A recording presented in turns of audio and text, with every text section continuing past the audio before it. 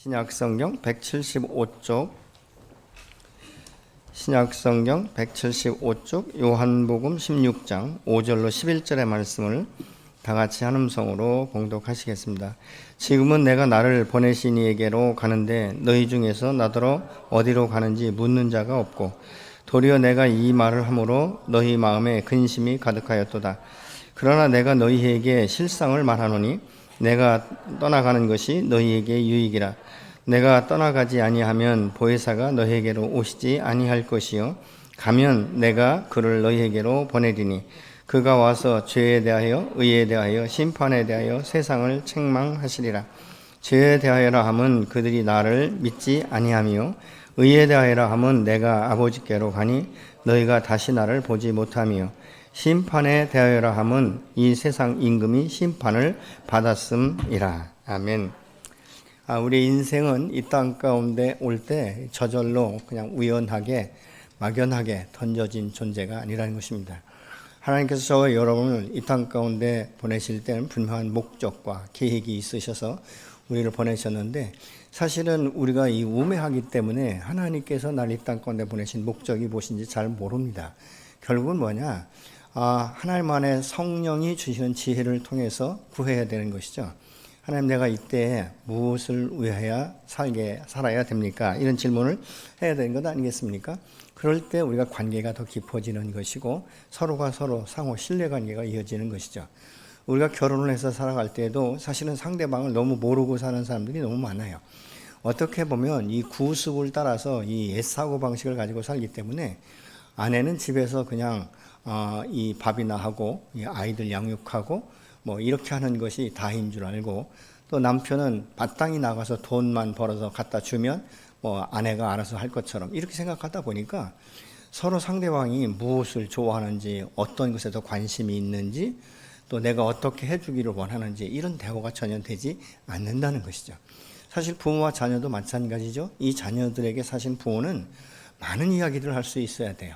하나님께서 너를 이 땅권에 보내신 것이 얼마나 감사한지, 너는 축복의 아들이며 축복의 딸이다, 이런 이야기들을 좀 하면서, 아빠가 기도하면서 생각하는 것은 하나님께서 너에게 이런 은사를 주신 것 같아, 그래서 이렇게 네가 은사를 개발하면 훨씬 더 효과적인 것 같고 정말 기쁨으로 이 세상에서 살아갈 것 같다, 이렇게 좀 이야기해 줄 수 있어야 되는데 거의 요즘에는 대부분이 이 대화가 단절되는 것을 보죠.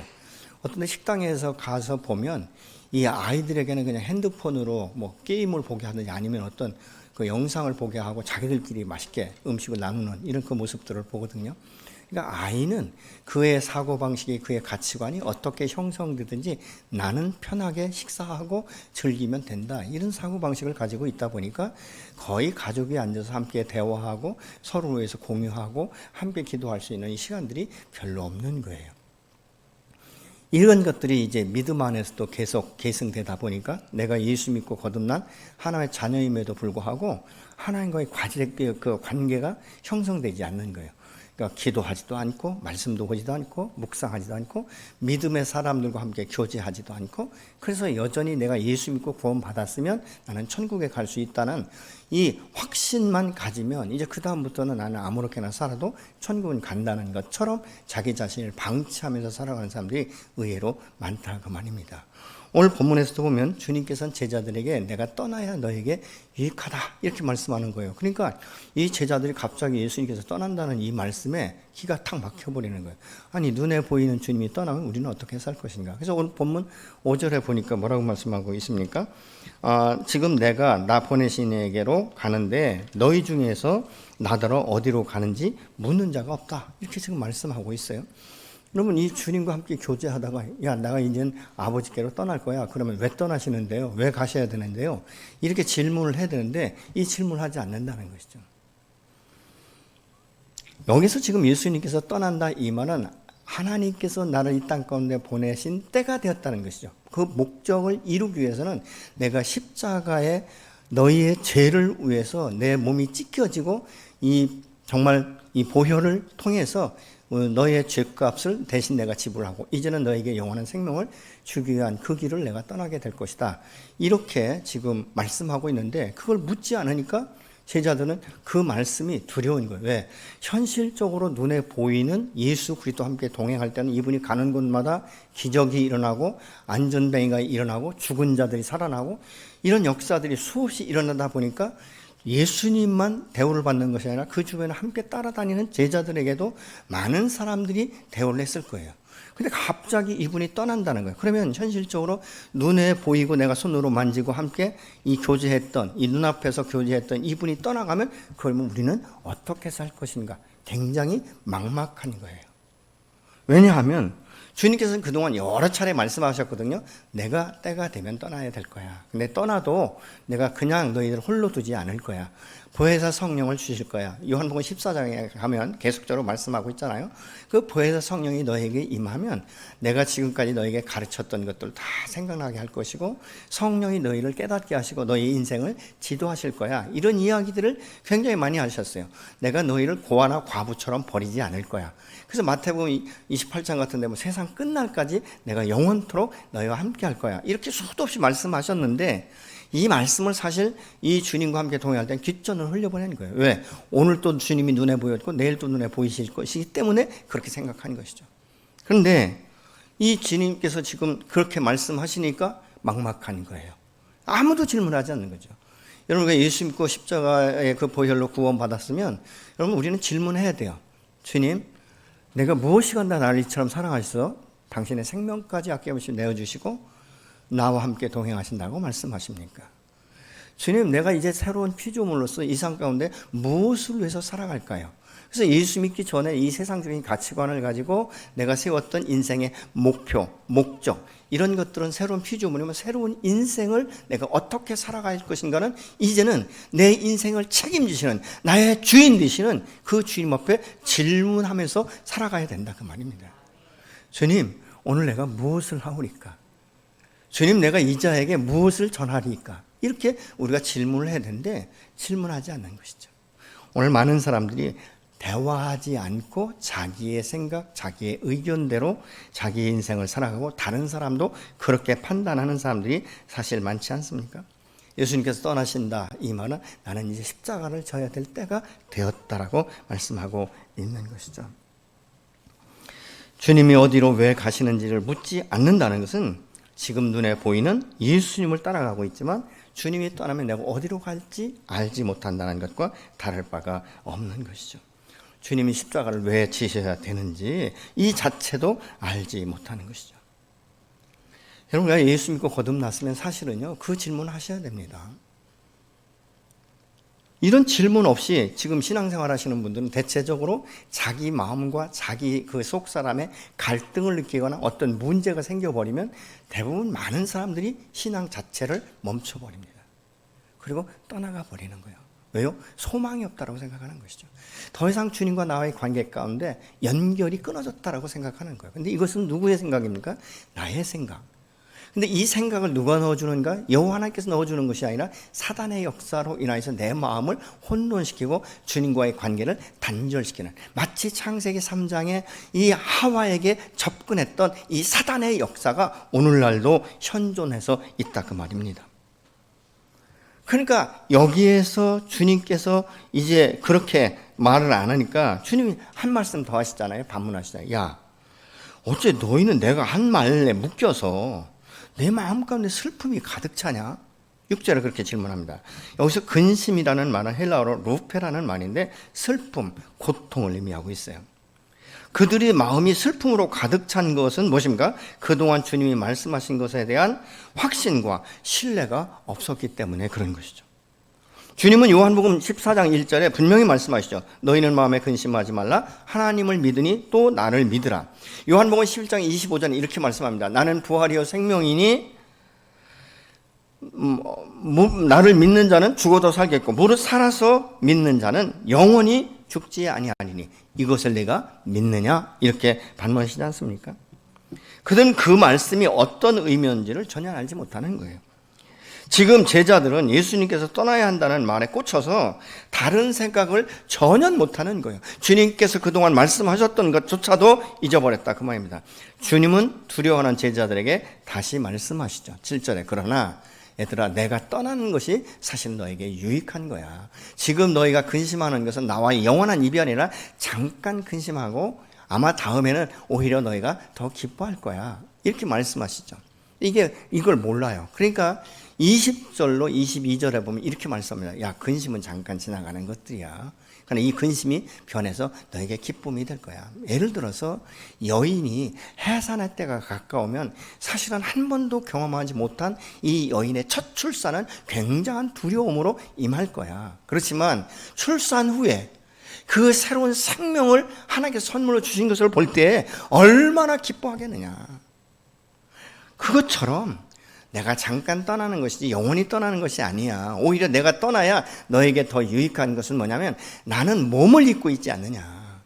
그러니까 내가 몸을 입고 있기 때문에 나와 만나고 내가 능력을 나타내고 하는 것도 항상 한계가 있다 그 말입니다.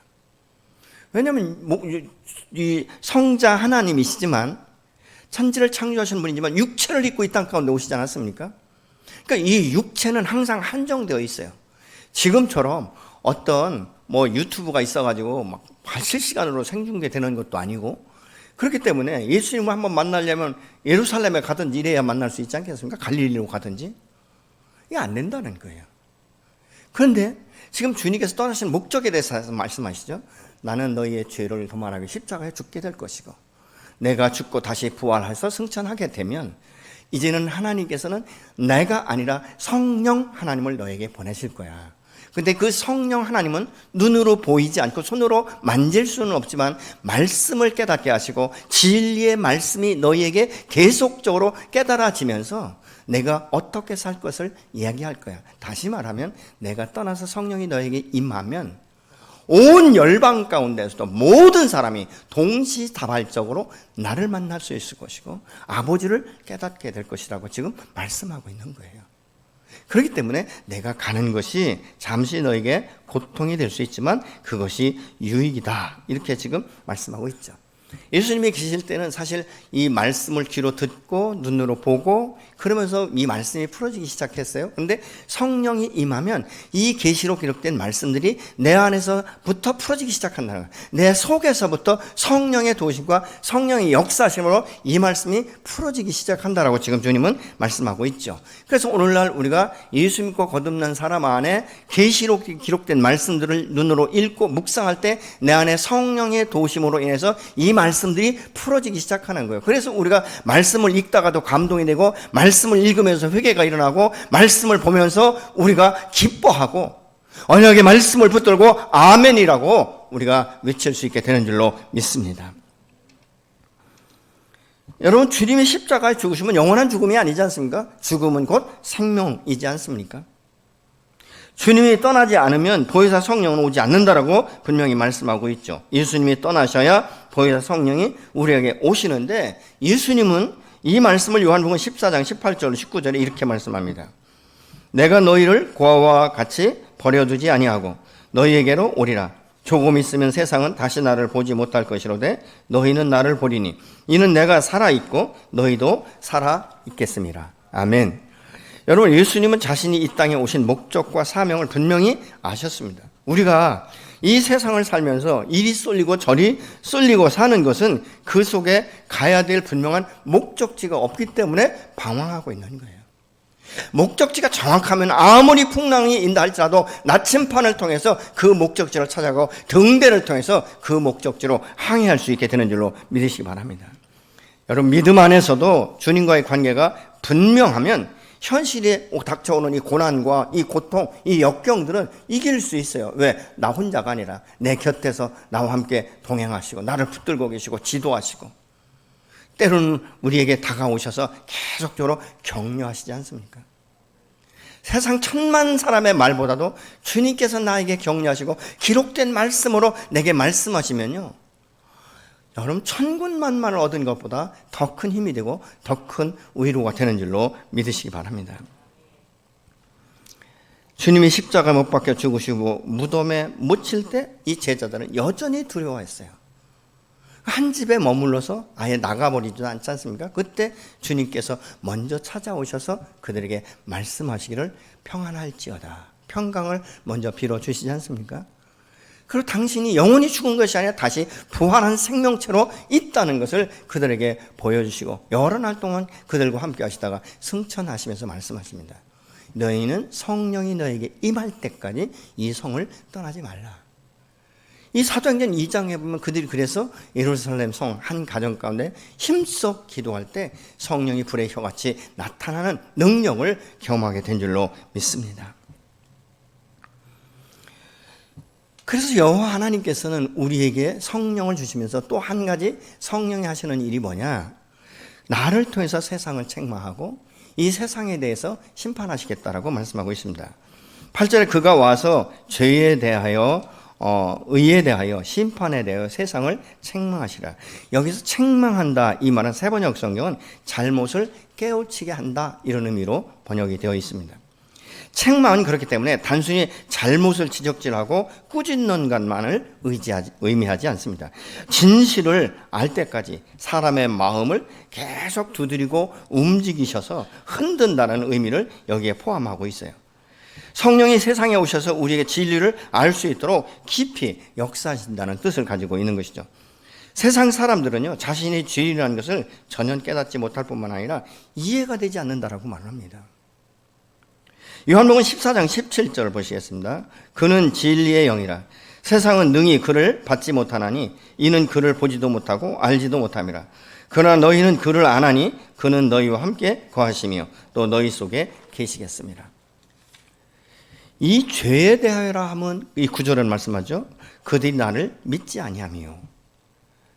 성경이 말하는 죄는 사람이 하나님의 말씀을 들을 수 없고 행할 수 있는 능력이 없다는 것을 의미하고 있습니다. 마치 화살이 관역에서 빗나가는 것을 뜻하죠. 아무리 정조준해서 내가 화살을 날렸다 할지라도 그 관역에 맞지 않으면 그것은 아무런 이 효과도 나타나지 않지 않습니까? 아무리 군사들이 수십 년, 수천 발을 쏟고 연습을 했다 할지라도 여러분 시합에 나갔을 때, 올림픽 같은 데 갔을 때 관역에서 빗나가는 화살은 점수에 전혀 들어가지 않는 것을 우리가 볼 수 있지 않습니까? 그럼 여기서 지금 말하고 있는 것은 어떤 의미인가? 요한복음 14장 6절에 보면 내가 곧 길이요 진리요 생명이니 나로 말미암지 않고는 아버지께로 올 자가 없다라고 말씀하고 있어요. 그런데 이 말씀 자체를 불신자들은 믿지 않는 거예요. 그러니까 불신자들의 마음 가운데 공허할 때 진리요 길이요 생명이신 예수를 찾아오는 것이 아니라 헛된 우상들을 찾아가서 빌고 그 우상들을 찾아서 문제를 해결하려고 하는 경우가 허다하게 많은 것들을 우리가 볼 수 있지 않습니까? 예수 믿는 사람들은 그 진리의 영이 임하면 우리가 주님 앞에 나가 개인적으로 기도하고 개인적으로 응답을 받고 어떻게 내가 살아가야 될지를 정확히 알 수 있어요. 근데 어떻습니까? 무속신앙 같은 경우는 자기가 우상을 섬기면서도 직접 커뮤니케이션 하지 못하니까 무당을 통해서 말을 받는 이런 그 어처구니 없는 모습들을 볼 수 있지 않습니까? 얼마나 말을 잘 듣는지 몰라요. 대구 대대 그러면 몇백만 원씩 들여서 굿하지 않아요? 여러분 그 우상이 그 무속인이 끌어내는 이 귀신들이 무슨 역할을 할 수 있겠어요? 그럼에도 불구하고 인간의 연약한 그 모습을 파고드니까 그대로 그냥 순복하게 되는 것을 보지 않습니까? 우리가 전능하신 하나님, 내 아버지는 오늘도 내게 말씀하시고 나를 사랑하시고 반드시 내 인생을 책임지시는 그분이신 줄로 믿으시기 바랍니다. 결국은 뭐냐? 하나님 곁을 떠난 것이 죄다 그 말입니다. 아버지의 말씀을 들을 수도 없고 그 뜻을 이해할 수도 없고 순종할 수도 없는 것, 그것이 바로 죄지 않습니까? 여러분 이 율법에 해박했던 이 사도 바울은요, 예수를 만나기 전에는요, 그 율법을 통해서 자기가 얼마나 많이 정말 의로운 사람이고 자기가 얼마나 당당한 사람인지를 나타내요. 그래서 이 예수 믿는 사람들이 참 하찮게 보였어요. 하나님을 알되 잘못 알고 잘못 섬기기 때문에 너희는 죄를 받는 것이 마땅하고 죽는 것이 마땅하다라고 생각했던 사람이에요. 그런데 다메섹 도상에서 그 부활하신 주님의 음성을 듣고 성령의 음성을 듣고 나서 꼬꾸라지기 시작을 하죠. 그러면서 자기가 얼마나 흉악한 죄인인지, 율법을 그렇게 해박하게, 그리고 많은 사람들에게 이 율법을 해석해주고 누구하고 이게 붙어도 율법에 대해서 접은 적이 없는 사도 바울이었었지만 그가 주님을 만난 후에 내가 율법을 알았지만 율법을 통해서 내가 죄인이라는 것을 깨닫지 못했다는 것을 실질적으로 고백하기 시작합니다. 내가 얼마나 이렇게 큰 죄인인가. 그래서 디모데전서 1장 15절에는 이렇게 말합니다. mit보다 모든 사람이 받을 만한 이 말이요, 그리스도 예수께서 죄인을 구원하시려고 세상에 임하셨다 하였도다. 내가 죄인 중에 개순이라. 자기는 죄인인 줄 몰랐어요. 왜 여러분 잘 아는 대로 이 젊은 이 청년이, 부자 청년이 예수님께 찾아와서 이야기 저 이야기할 때 너 율법 지켰냐? 네, 어렸을 때부터 잘 지켰다라고 말하고 있잖아요. 그렇지만 그의 그 한 가지, 너의 재산을 받아 이웃에게 나눠주고 나를 줬지라, 그걸 못하는 거예요. 사도 바울은 자기가 굉장한 의인인 줄 알았어요. 정말 예수 믿는 사람들이 극악한 죄인인 줄 알았어요. 그런데 이 성령을 통해서 부활의 주님을 만나고 나니까 자기가 다른 사람이 아니라 내가 얼마나 죄인 중에 괴수였는지, 큰 죄인인 것을 깨달았다라고 말하고 있습니다. 그러면서 로마서 7장 24절은 이렇게 고백하죠. 오호라, 나는 곤고한 죄인이라. 누가 나를 이 몸에서 건져낼 수 있을까? 율법에 해박하다라고 말할 때 한 번도 생각하지 못했던, 상상하지도 못했던 이 십자가의 주님이 그 보혈로 말미암아 구원받았다는 사실을 깨닫고 나서는 얼마나 자기가 곤고한 죄인인 것을 비로소 깨닫고 고백하기 시작하는 거예요.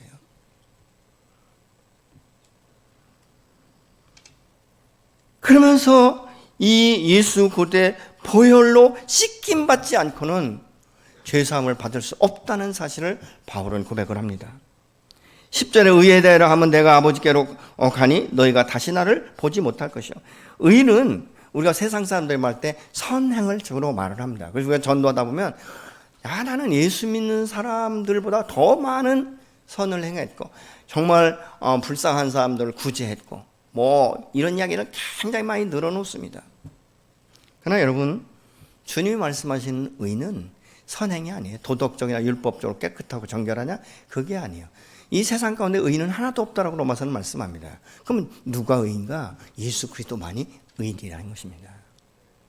이 세상 사람이 누가 뭐라고 해도 예수 그리스도처럼 죄 없으신 의인은 한 사람도 없다라고 분명히 말씀합니다. 다시 말하면 의인은 예수님 자체를 의미하고 있는 것이죠. 그런데 이 예수님이 십자가의 죽으심으로 말미암아 이 세상 가운데 의인은 아무도 없다, 이렇게 지금 말씀하고 있지요.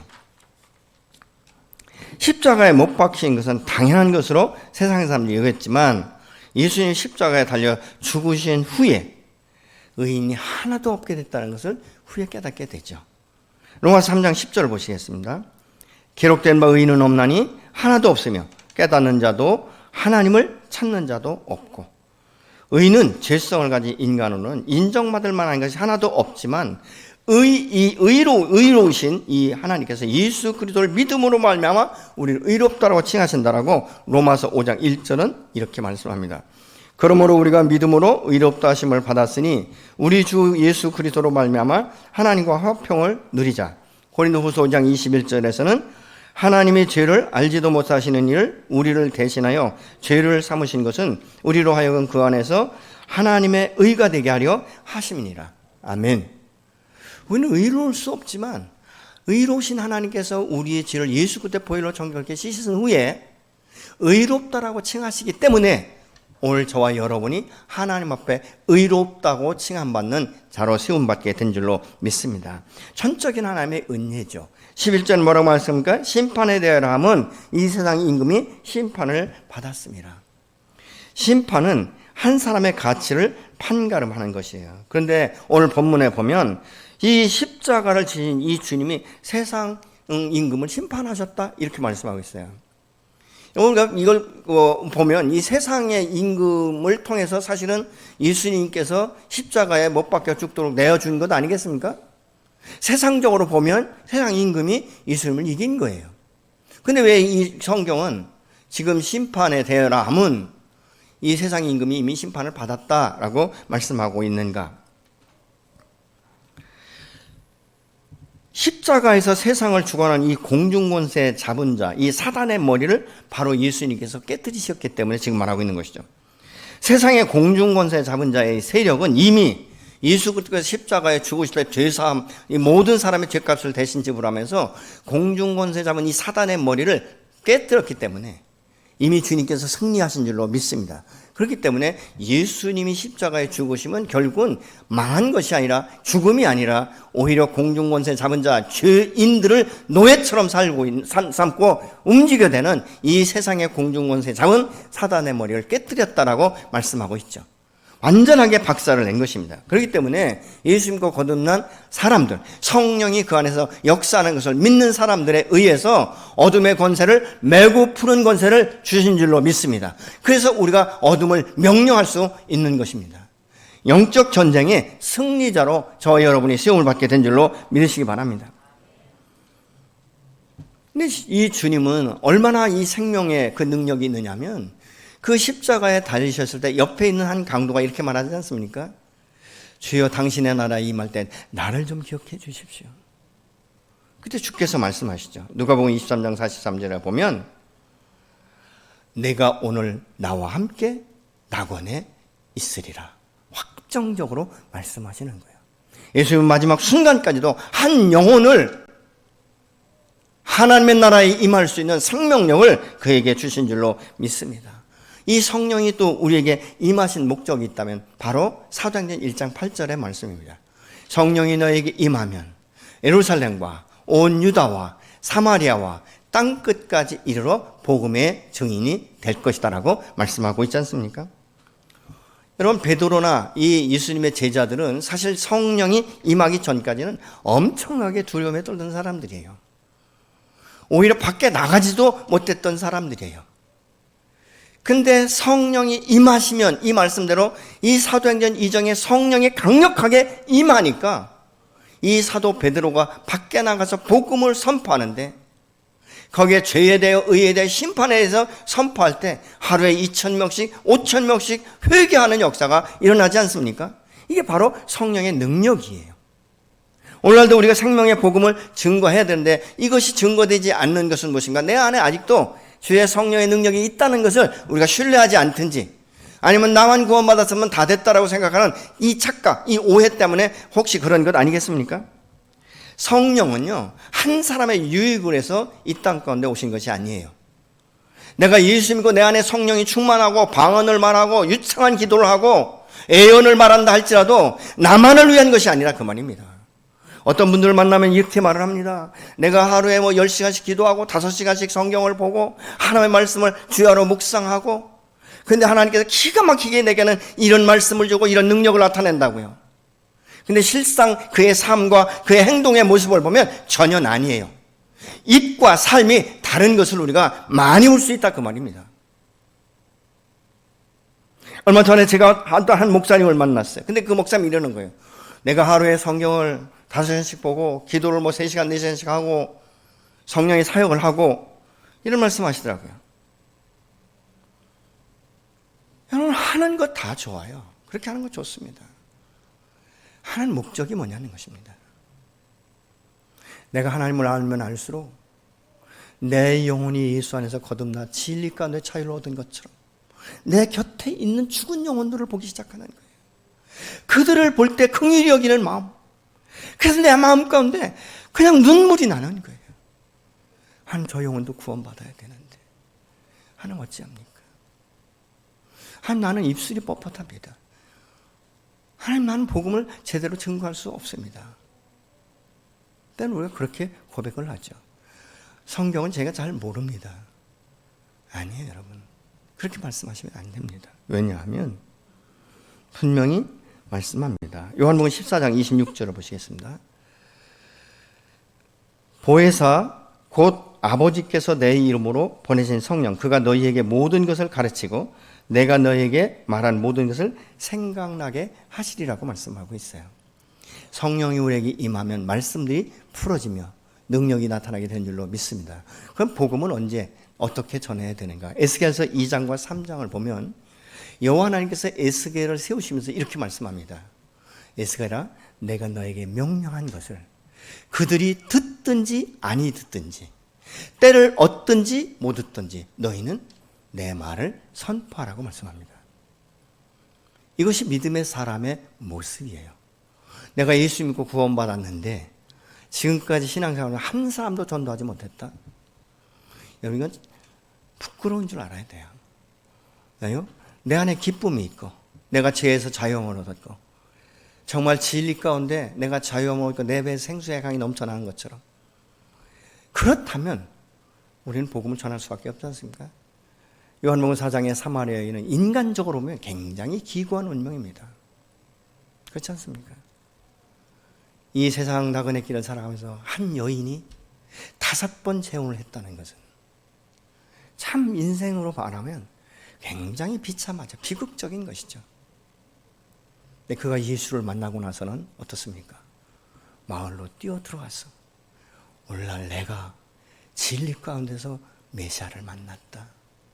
내가 그를 만난 것처럼 당신들도 그를 만나기를 원한다라고 선포할 때 그 여인이 어떤 모습으로 그동안 비춰졌든지 아무 관계없이 그 말 한마디의 능력이 마을 사람들 전체를 변화시키며 예수 그리스도 앞에 나오게 하는 이런 역사를 우리가 볼 수 있지 않습니까? 복음은 말을 유창하게 한다고 해서 증거되는 것이 아니에요. 때로는 굉장히 단순하고 때로는 굉장히 무뚝뚝한 것 같지만 여러분의 입술을 열고 그 영혼을 사랑하고 기도한 후에 증거하면 그 말씀이 신비에 새겨져서 아까 말씀드렸지 않습니까? 깨달을 때까지 두드시고 깨달을 때까지 그 안에서 역사해서 비로소 자신이 죄인인 것을 깨닫고 회개하는 역사가 오늘날도 수없이 일어나게 되는 줄로 믿으시기 바랍니다. 예를 들어서 생각해 보십시오. 내가 예수 믿고 구원을 받았어요. 근데 우리 가족 가운데 아무도 예수를 믿지 않아요. 근데 여러분 주님이 부르시면 뭐 죽으면 순서 없이 가잖아요. 나는 천국에 가 있었어요. 근데 그 후에 보니까 아무도 그곳에 오지 않는 거예요. 그럴 때 여러분 기쁘시겠어요? 나는 천국에 왔으니까 뭐 우리 가족이야 자기들의 문제지 자기들의 책임이지. 정말 그럴까요? 다시 한번 생각해 봐야 되는 것이죠. 어떤 때는 이런 생각이 있어요. 정말 이 가정이 깨어진 가정이 있습니다. 상종하고 싶지 않고 얼굴도 보고 싶지 않고 생각만 해도 이 속에서 분노가 일어나는 이런 관계가 있습니다. 그러나 그도 구원받아야 될 한 영혼임에는 변함이 없는 것입니다. 어떻게 기도해야 될까? 물론 하나님께서 기도할 때 성령의 역사하시면 네가 가서 화해하라 이렇게 말씀하시면 준비된 영혼이기 때문에 갈 수 있습니다. 근데 그런 말씀도 없으면 사실 때로는 너무 기도하기조차도 그 이름을 떠올리기조차도 힘들 수 있는 것이죠. 그럼 어떻게 해야 되는가? 이렇게 기도할 수 있어요. 하나님 지금은 제가 차마 전할 수는 없지만 하나님 그 영혼을 불쌍히 위해서 그 영혼 주변에 신실한 믿음의 사람을 보내셔서 복음을 증거하게 하시고 예수 믿고 구원받는 놀라운 축복을 받게 하셔서 우리가 피차 주 안에서 고백하고 만날 수 있도록 가정이 다시 회복되는 역사가 일어날 수 있도록 주님 축복하여 주시옵소서. 우리가 그렇게 기도할 수 있지 않겠습니까? 전 그런 분을 여러 봤어요. 근데 하나님께서 정말 열정적인 사람을 그 주변 그 이웃에게 붙이시더라고요. 그가 그래서 그 집에 가서 빨래도 해주고 뭐 아이들 기저귀도 갈아주고 막 해가지고 나중에 소식이 예수 믿게 되었다고. 예수 믿으니까 자기가 얼마나 그동안 이 동기간들에게 잘못한 것을 깨닫기 시작하는 거예요. 그래서 먼저 전화했다라는 말을 들었어요. 그러면서 미안하다. 내가 잘못됐다. 이래서 이 가족이 화합하는 그런 가정도 저는 보았습니다. 여러분 지금 예수님께서 이제 내가 이 땅 가운데 목적을 이루기 위해서 너희를 떠날 것인데 아무도 묻지 않아요. 그러나 우리가 신앙생활을 제대로 하려면 우린 질문해야 됩니다. 주님은 한 번 구원한 영혼은 영원토록 책임지시는 줄로 믿으시기 바랍니다. 그 사랑의 하나님, 그 하나님께서 오늘도 저와 여러분에게 은혜를 베푸시는 거예요. 그리고 영혼을 생각하게 하시고 내가 때로는 이 광야에 홀로 있는 것 같은 그때에도 주님이 내게 오셔서 성령을 통해서 깨닫게 하시죠. 우리 때로는 연단이 필요할 때는 정말 정신없이 휘몰아치십니다. 그러나 연단 받은 후에 내가 정금같이 나오라는 말씀처럼 우리의 믿음을 견고하게 세우시고 오늘 또 당신의 사명자로 세우셔서 길이요 진리요 생명 되신 예수 그리스도를 증거할 수 있는 통로로 삼으시고 쓰시는 줄로 믿으시기 바랍니다. 함께 기도하시겠습니다.